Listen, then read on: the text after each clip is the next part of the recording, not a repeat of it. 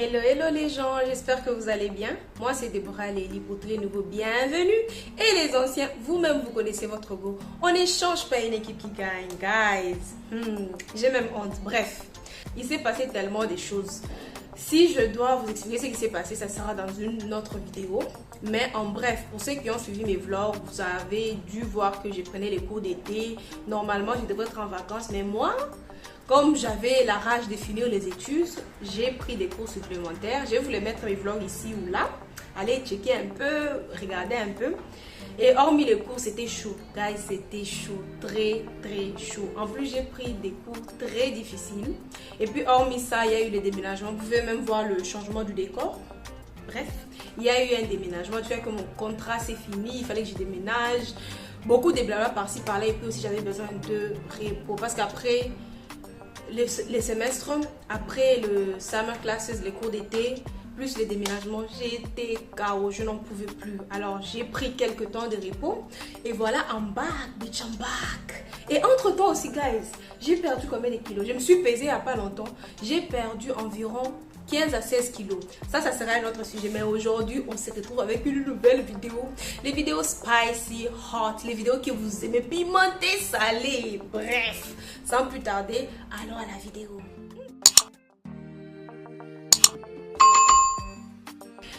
L'histoire d'aujourd'hui, c'est l'histoire des ex.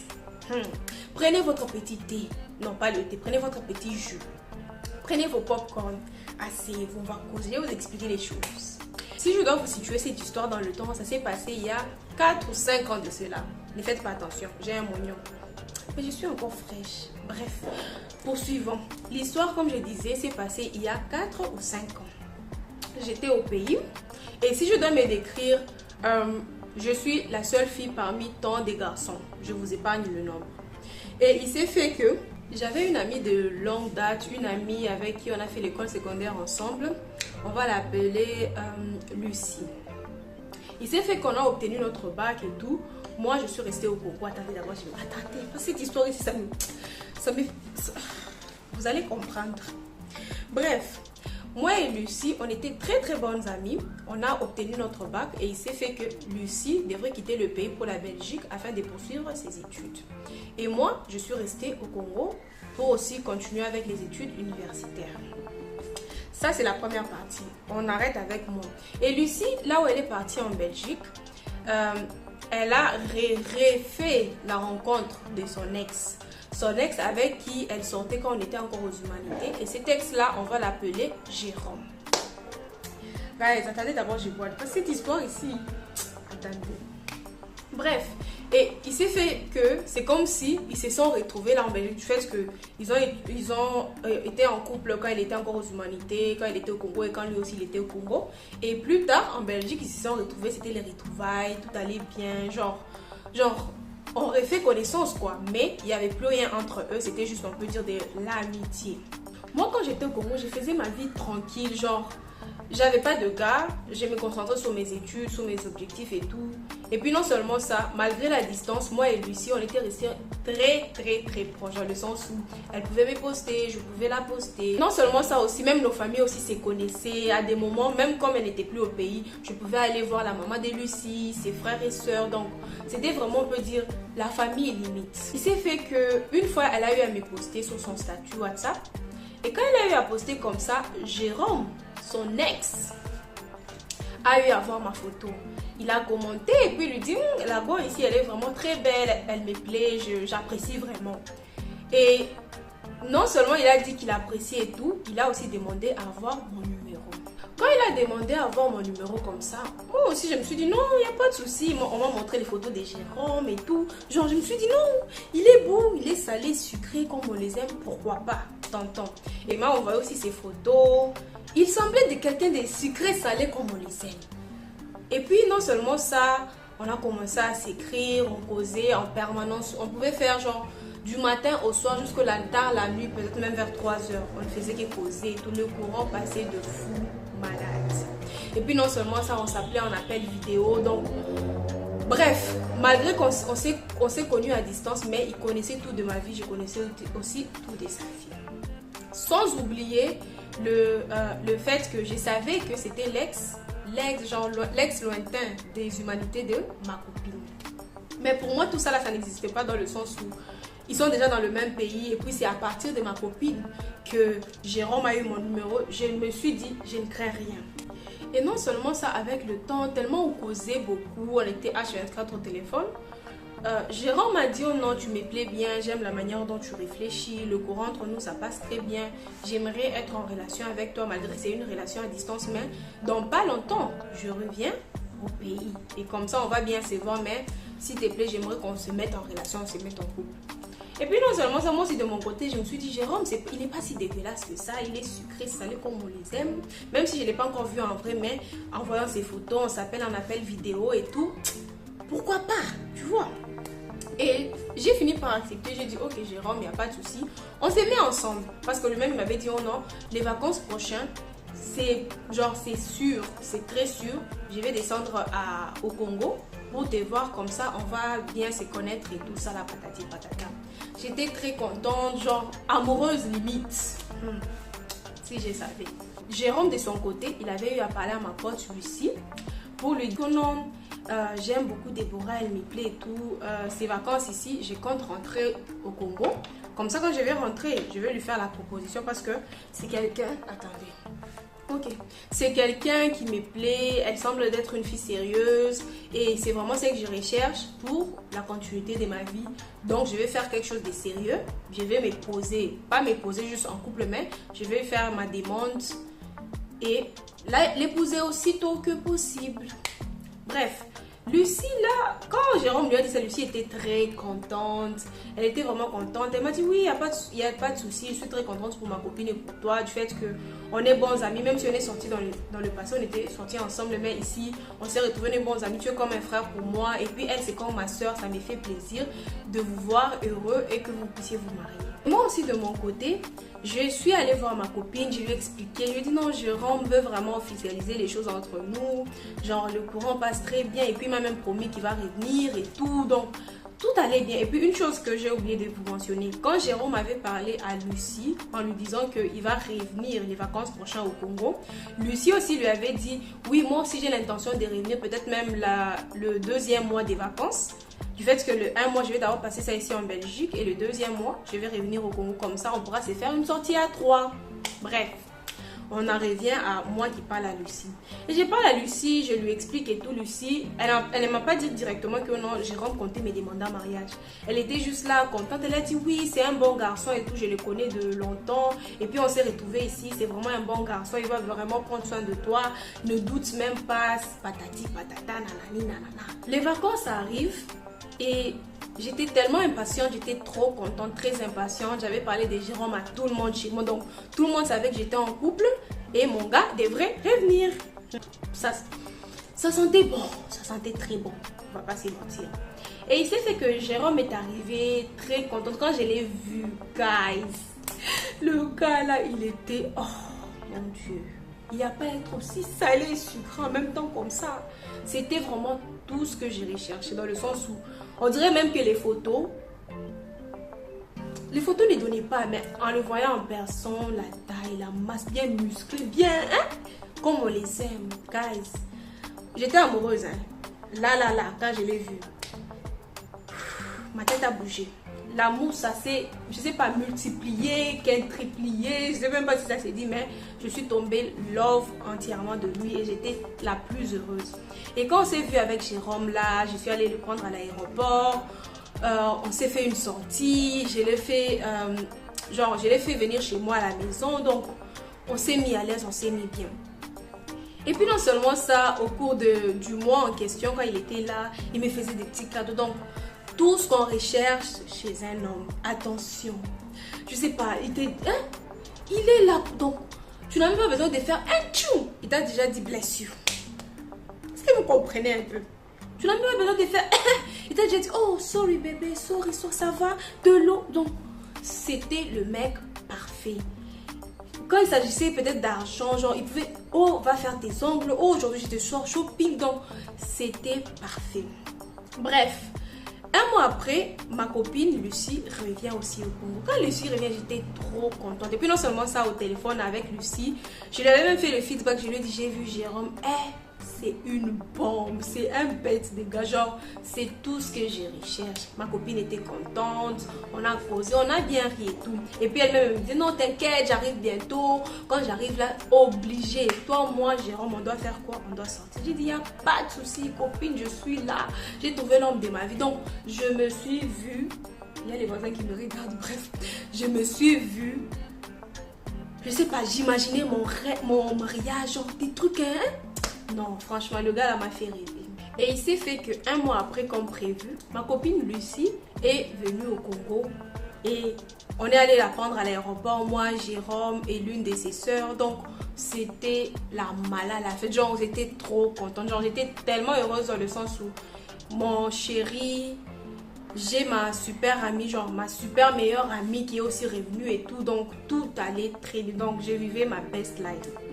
Et c'est fait que quand il est revenu comme ça, directement, c'est en ce moment-là que Jérôme... Parce que Jérôme, quand il avait causé avec Lucie, c'était dit oh non, il va attendre Lucie pour que Lucie ne puisse pas rater la demande en mariage. Et quand on est allé prendre Lucie et tout ça là, quelques temps après, on s'est fait une soirée. Il m'a fait une foule. Hey, guys, est-ce qu'on peut demander quelqu'un un mariage comme ça là? Il m'a fait une demande en mariage de fou malade. Genre, je m'y attendais pas. Je savais que notre relation était bonne, ça allait bien, mais je ne m'y attendais pas à une demande en mariage comme ça. Et ma copine, quand elle m'a dit oui, elle savait, elle a même aidé à préparer tout ça là. J'étais trop contente, j'étais trop heureuse. Je me suis dit, mon Dieu, il faut que tout le monde puisse avoir une Lucie dans sa vie. Après nos fiançailles, on s'est encore dit, ok, cette fois-ci, on va s'organiser une petite sortie à 3. On s'est dit, on peut aller peut-être une soirée dans un lounge, juste moi, Lucie et Jérôme, genre mes deux meilleurs amis. Parce que Jérôme, c'était pas seulement mon fiancé, ni mon chéri, c'était aussi mon meilleur ami. Donc, tout était... Et puis aussi Lucie, ma meilleure amie depuis d'enfance et tout. Donc, tout ce qu'il me fallait en tout cas. Et quand on s'est dit, ok, on va sortir, on va aller à un lounge, se prendre des petits verres, passer un peu du temps juste entre nous trois. Parce que depuis que Lucie était arrivée, on se voyait nous trois, mais il y avait aussi d'autres personnes. Mais on avait envie juste de se voir que nous trois. Bref. Le soir comme ça arrivé, je me suis préparée, je me suis bien... Donc, j'étais prête sur moi, genre... Il n'y a pas à être aussi prête. Jérôme est passé me chercher et puis après ensemble on est parti prendre Lucie. On est allé dans un petit lounge là. On s'est assis, on causait, on a bu. Donc une soirée parfaite en fait. On buvait, on s'expliquait nos histoires, tout ce qui s'est passé. Genre tout ce qui s'est passé à l'absence de Lucie. Genre nos petites péripéties d'enfance. Donc c'était trop bien en fait. Et non seulement ça, bon, malgré que j'étais fiancée, il faut déjà savoir que chez moi, c'est strict. Strict ou strict. Dans le sens où je peux faire ce que je veux, mais il y a des limites. Je peux sortir, mais il y a l'heure du couvre-feu. Et comme j'étais fiancée, souvent, normalement, le couvre-feu, c'est à 21 h. Si tu n'es pas à la maison, tu ne rentres pas, tu dors dehors.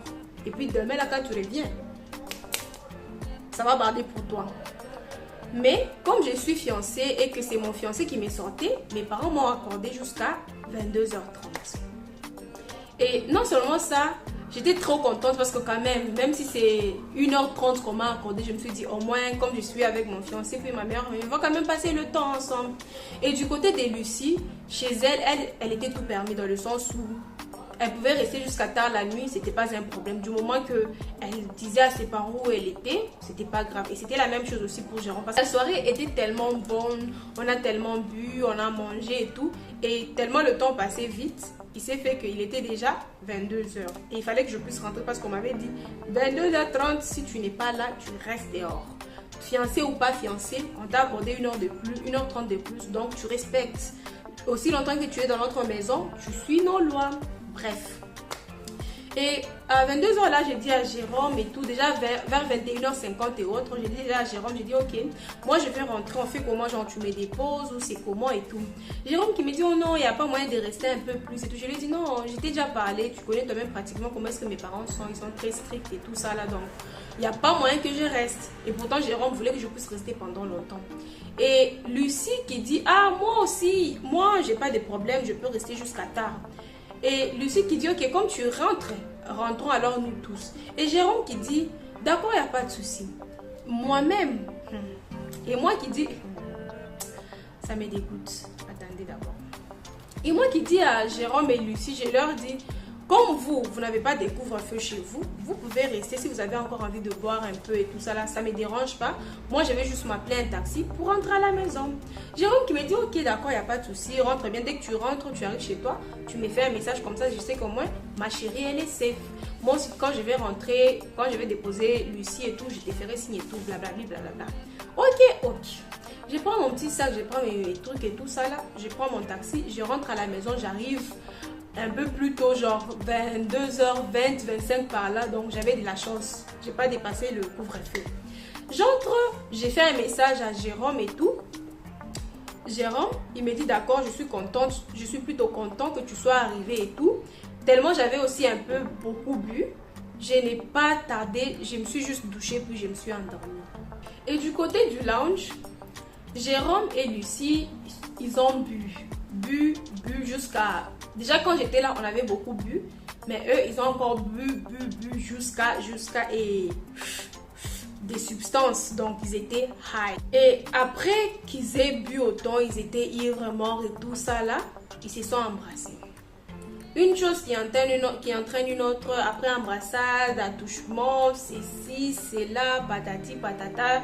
Ça finit où dans la voiture, Jérôme qui conduit chez lui et ils finissent par chez Jérôme, ma meilleure amie qui est comme ma soeur, et Jérôme, mon fiancé.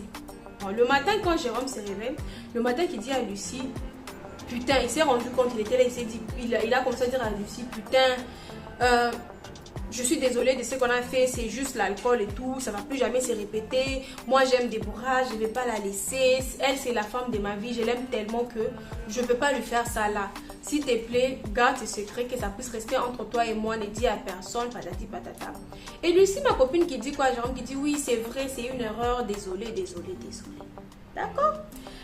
Jérôme raccompagne Lucie chez elle, lui aussi revient chez lui, il m'écrit, il s'excuse, il dit oh non, il était un peu trop bourré, il n'a pas pu me laisser un message, patati, nanana. Ouais Jérôme, déjà qu'on avait dès le départ une relation très saine, où on se faisait confiance, où on se disait tout.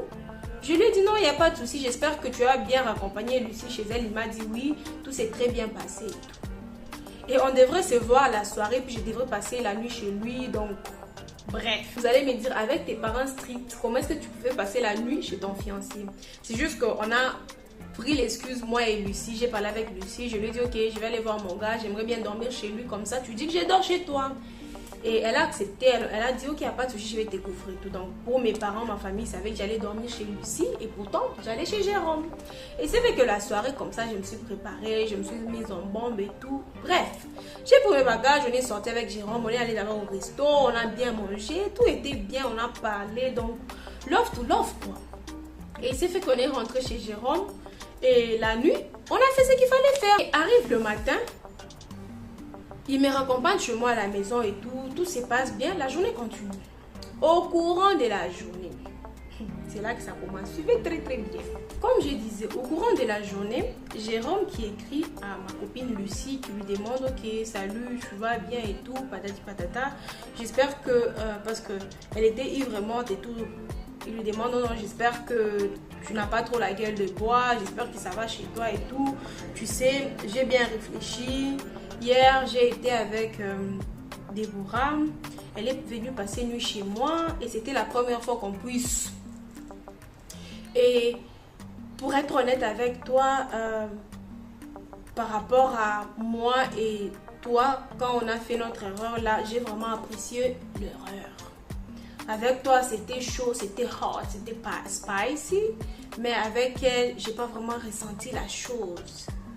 Ça te dirait que, comme je suis fiancée encore à elle, même, toi et moi, qu'on puisse encore refaire la chose pour la dernière fois.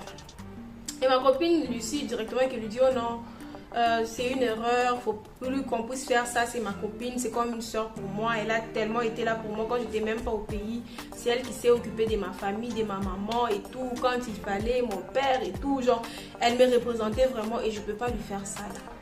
Et Jérôme qui lui dit quoi, ok, c'est pas grave, comme toi tu veux pas, je vais trouver quelqu'un d'autre avec qui je peux avoir cette sensation là. Jérôme revient encore sur les sujets. Quand elle revient sur les sujets là, Lucie qui lui dit oh non, tu peux pas faire ça là. Et puis d'ailleurs, on dirait que j'ai oublié ma carte chez toi à la maison. Est-ce qu'on peut aller chez toi comme ça?